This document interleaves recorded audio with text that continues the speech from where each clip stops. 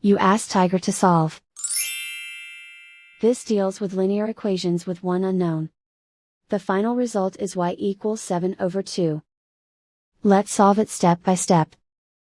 Simplify the expression. Group like terms.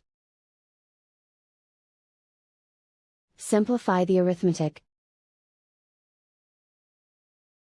Group all constants on the right side of the equation. Subtract 7 from both sides. Simplify the arithmetic.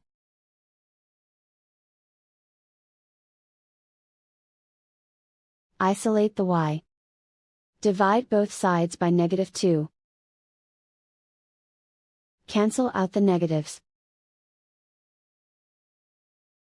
Simplify the fraction.